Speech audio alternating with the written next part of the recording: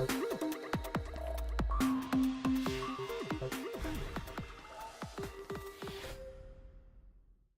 everyone, welcome to Post-Production. I'm Chris O'Connell. In the show, each episode will be taking a look at a film made by some of the students here at Post and some of the graduate as well. And today I'm sitting here with Julianna Hobbes, and we're going to be screening in just a minute her film White Nose Syndrome, A Modern Day Epidemic, which is revolving around a new disease affecting North American bats. Thanks for being here, Julianna, firstly. No problem. So the film, as we're going to see in a minute, it's a documentary about a fungal disease affecting bats known as White Nose Syndrome. I didn't know very much about that. I mean, I'd heard of it, but just very peripherally. That's not something that you hear a lot about. It's not on the news every day like some things. What brought that to your attention? What made you want to tell that story? Okay. Last summer, I did a program that was organized by the school called Partners in the Parks. And during this program, we ended up camping in the Great Smoky Mountains for a week. And every day during this week, there were different scientists that came in and told us about their field of studies. One of these scientists was a mammologist, and he brought in a bunch of taxidermied bats, and he was very interested in bats. So he brought White Nose Syndrome to my attention, and I didn't know much about it. So I thought that would be a good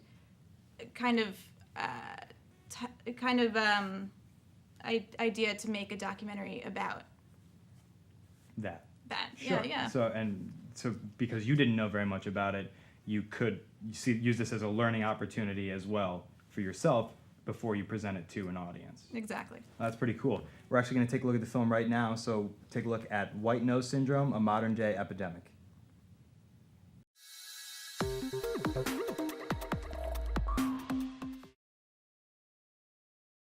You used to be able to see hundreds of bats flying around, eating insects, and now you'll be lucky to see one or two.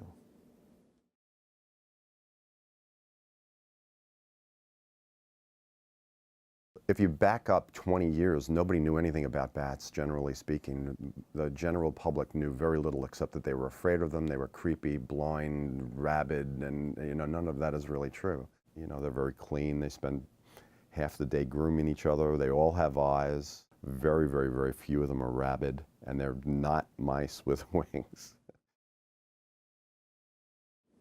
I think bats are interesting for the average person for many reasons, including the fact that out of the 5,000 or so mammals that exist on this planet, about 1,500 of them are bats. People don't know that. They think, there's like 10, 12 species.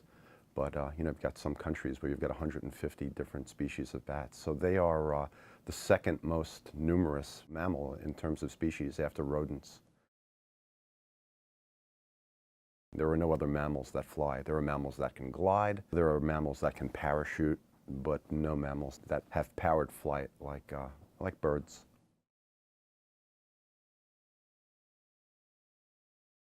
Because they fly, they have such strict energy demands, and they have to eat an enormous amount, and so the bats that we study here in the United States all eat insects. And so they have to consume a tremendous amount of insects, and that makes them very interesting, but also makes them very important to study because the insects that they're consuming are otherwise pests. White nose syndrome is caused by a fungus that grows on the skin of bats and can invade that skin, eating into it while the bats are hibernating. The fungus can't survive warm temperatures, so it's only while the bats are hibernating that the fungus can grow on them. Hibernation is something that a lot of different animals use in order to conserve energy. There's two major types of hibernation. There's daily hibernation, which we call torpor. Then there's true hibernation, which bats also use to get through the long energy bottleneck that they face, and that hibernation allows them to conserve energy. The fungus, when it's invading the skin of the bats, is disrupting their normal physiology. So the bats will normally stay hibernating during the whole winter, only arousing every 2 weeks or so, but the fungal infection causes the bats to respond to that infection as you would normally respond to a skin infection, and that consumes more energy more quickly. And the bats run out of energy before there's insects available in the spring. White nose first was recognized in the winter of 2006-2007, and one of the most obvious characteristics was they had this powdery white fungus growing on them. And some researchers became concerned because there was a lot of bats dying in these particular caves outside of Albany, New York. And within the bat research community, it was recognized within a year that this was a major problem. So it was within 2 years that the U.S. Fish and Wildlife Service started to take this disease very seriously. And that's when things became clear that this was a huge problem for bats and that it would likely affect humans as well, because the numbers of bats that were being wiped out was just astronomical. We can have mortalities as high as 98% in some species, in some colonies. By 2012, it was estimated that 5 million bats had died, and we can only imagine how many more millions have died since then. The fungus can only survive at cold temperatures, which means it can survive in the caves and mines even once the bats leave. But then in the fall, when they go back into hibernation, the fungus is there waiting for them. And the bats, during the fall, will migrate from one cave or mine to another, and that will help spread it. If you watch a video of a group of bats hibernating, you'll see that there's a lot of contact between those bats. And so one infected bat, you can imagine, can easily contaminate all the other bats that it's hibernating with. White nose syndrome is unfortunately a good example of the kind of disease that is becoming more common due to increased worldwide travel. Nobody did this on purpose. We had an American caver probably go to Europe, pick this up on their gear or clothes, bring it back. Or it was a European caver, had stuff on their clothes, they brought it over here. So it was done innocently. But now there's this realization that you can move this fungus from cave to cave, and bats can do it as well. It's almost impossible to prevent the inadvertent transmission of some diseases around the world. This has been a real problem. It's arguably the greatest threat to North American wildlife in history. We drove the passenger pigeon to extinction and several other species since Columbus. But this is one that we're living it now, so we don't know for sure if there are going to be extinctions or not. You know, right now, white nose affects 7 different cave hibernating bats. The potential is there to lose species. One of the things that I've seen in the 6 years that I've been working on this disease is that there's been a lot of effort at trying to develop treatments or cures for the disease.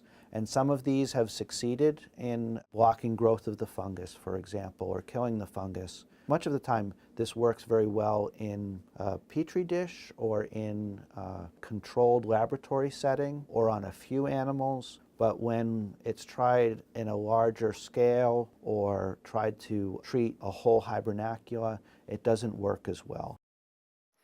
Anything that requires you to handle each bat individually and provide it some kind of treatment or a vaccination we looked into at one point isn't going to be practical to treat the millions of bats that are at risk.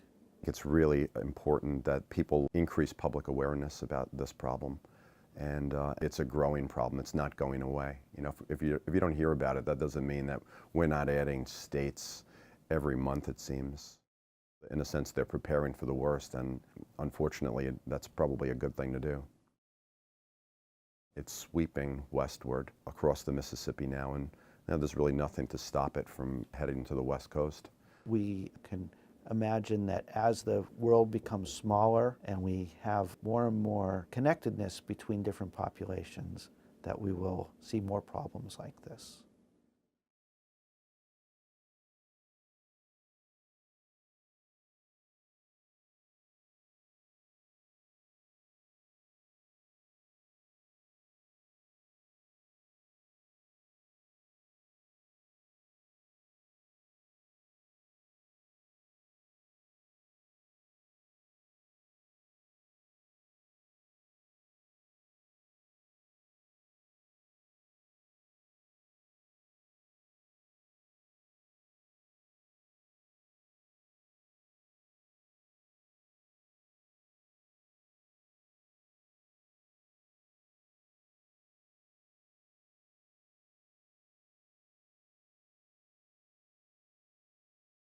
And welcome back. I do want to say that I really did enjoy the film Thank you. personally. That was really cool to kind of be included in something that is obviously very important in today, but I didn't know very much about. So once you decided that that was the subject that you wanted to tackle, what was the next step you took toward production? Was it securing equipment, reaching out, doing more research? Well, definitely research. There was about a semester's worth of research where it was just me trolling through like scientific articles and trying to figure out exactly what I needed to get. Sure. Get people to say, Right. my interviewees to say, in order to get the point across Right. as concisely as possible. So following the research period, I then attempted to reach out to different potential interviewees, so scientists and anyone that's really written anything about it, Sure. which is a very large number of people, as anyone that really works with bats knows about white nose syndrome. Right. Um, Seems like the most pressing matter right now concerning bats. Definitely in North America. So one thing that people might not know about documentaries, because you don't see the person behind the camera so much, is that the questions are very important to what. So you said that you took time to craft the questions. Mm-hmm. You kind of understood that was what the rest of the film would be built on, is what you asked those people then. Yes.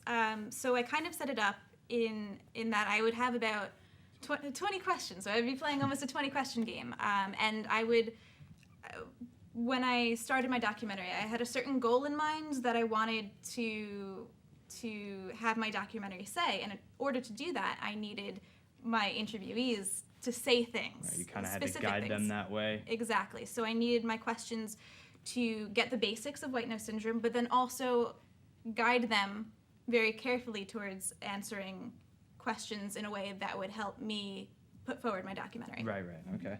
And so of the two main interviews in the film, the ones that sort of narrate the story that you're telling, one of them is a biology professor here at Post, Yeah. and the other is a biology professor at Bucknell University. Mm-hmm. Obviously, it made sense to use what you have at your disposal here at a university. You talked to the biology department, but what brought you to Bucknell specifically as opposed to any of the other colleges? Like, did you reach out to them? Did they come to you? Yes. Okay. So in my research period, I paid special attention to who was writing the articles that I was reading. So for Bucknell in particular, there was a woman whose name escapes me currently. Sure. Sorry, it's been a couple months. But she was all over the white nose syndrome research. She was one of the original scientists that worked on it. So I found her information and I called her. And unfortunately, she was doing a research project in Africa, so Wow. I couldn't contact her. Well, I mean, I could contact her, but I couldn't really It's a little more interview her. difficult of Yeah. an interview. Yeah, a little bit more travel time. So I was talking to her about this, and she actually got me in touch with Ken, who was the biologist that I ended up interviewing. Is in the film. Exactly. Right. And they worked together, and he came in more recently. Okay. But he was still fantastic. And you mentioned, yeah, definitely. And you mentioned the people you read articles by. I noticed in the credits you thanked a lot of academics. Were they people you spoke to directly, or people you took from their research to present this? Everyone that was in the credits, I spoke to directly. Okay. And obviously, when you're making a documentary, and I also edited it as well, you have to really just go with your strongest pieces. Sure. So there were some people that I interviewed, but narratively couldn't make it into the film. Right. I didn't want to just kind of leave them out in the cold, because they did help me a lot. One of the people that I interviewed was the head of mammalogy at the Museum of Natural History. Wow. So I didn't want to just And not thank they her. didn't make the cut. Well, there was a technical issue with the Okay. footage, which was tragic. But the way that she answered really helped guide the way that my thesis moved, and Gotcha. I am incredibly grateful for her Right. time. So you definitely wanted to give her a shout out in the credits. So as you actually went out into the field to film, not so much the talking head interviews, but the actual, on the ground type things, what was your production like? Like, how many crew members did you have? What equipment were you using? Because you obviously needed to be able to film as much as possible, but you needed to be able to stay on the move as well. Right. Like, what were you working with? Okay, so when we were in the fields, we were very, very lucky in order we were very lucky to accompany these field scientists on a research trip to a cave, Woodward Cave in Pennsylvania. So I didn't want to interrupt their research too drastically. So it ended up just being myself and my first director of photography. And I had a camera, I had a GH3, and he was using the Sony A7S for low light situations. Sure. Sorry. And he had the Sony A7S for low light situations. So it was just the two of us in the caves, and we were there for, I think, 3 or 4 hours. Wow. So it got a lot of time underground. very cold very fast. Right, so you obviously needed to be prepared beforehand, like, okay, we're going to the caves, not a lot of light, Yes. but you needed to be able to see as much as possible, so it's kind of balancing those things. Yes. We were entirely lit by headlamps. So, Okay, so and we couldn't have headlamps down with and the cameras. dirty. Yeah. Okay, wow, that's really awesome. And you would hope that during a production like this, when you're interviewing experts in their fields, you're going to learn something about what you're hoping to educate other people on.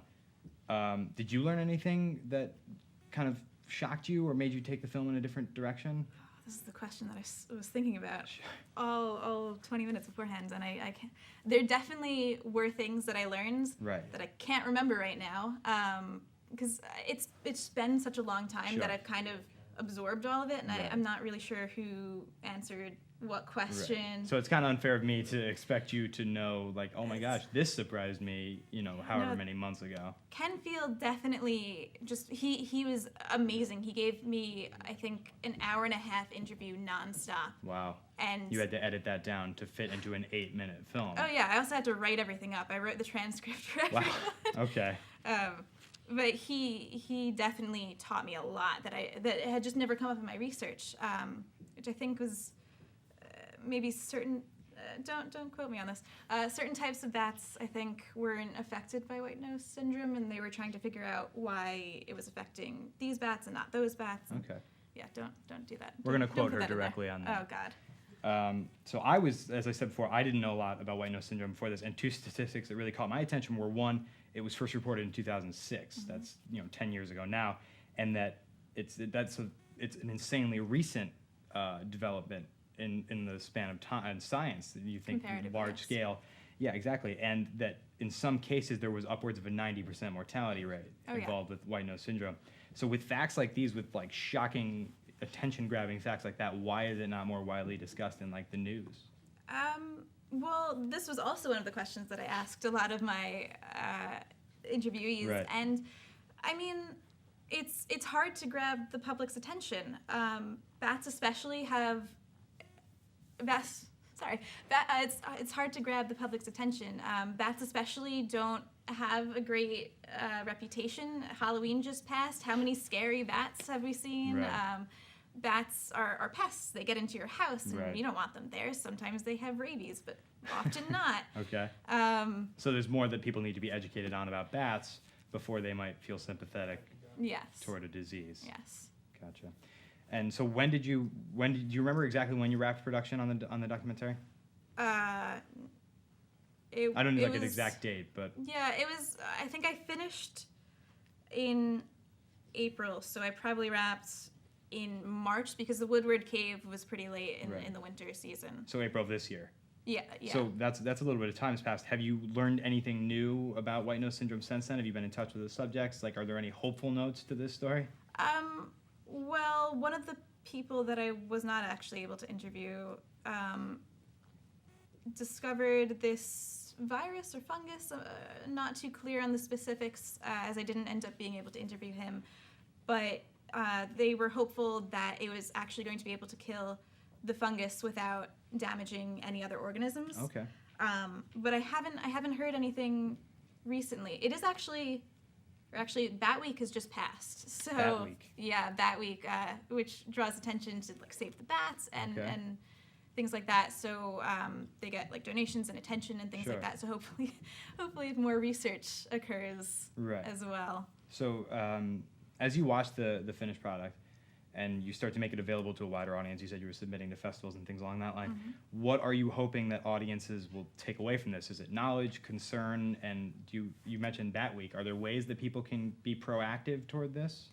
Yeah, well, From my documentary, I'd want people to be educated about bats, just because no one really knows about white nose syndrome, and it's as you said, has a mortality rate of over 90% Right. in almost every cave that it hits, and it's so dramatic that I think once people really know that it's happening, they'll be more concerned, and that's really the hope for my documentary. As far as how people can help, there are tons and tons of websites, like I think Save the Bats, no, it's probably whitenosesyndrome.org. Okay. And they'll, like, if someone, per se, was interested in white nose syndrome from my documentary, they can go on that website, and they have pages dedicated to how you can help. So things like building a bat box in your yard, making sure that you clean, which, I mean, obviously is for a specific group of people, but making sure you properly disinfect your gear after going in caves and things like that. But the disease is so devastating that there's not a lot that the average person can do other than kind of donate towards research projects. And remain informed on that. And remain informed. Okay. Well, thanks very much for being here and sharing the film with us. It's really impressive what you were able to do, and I think that at the very least, I feel a little more educated. So hopefully that makes you feel like the documentary was a success. Thank you. Sure. Thanks for being here, and thank you for joining us. We'll see you next time. We'll be showing another student film. Until then, thanks for joining us.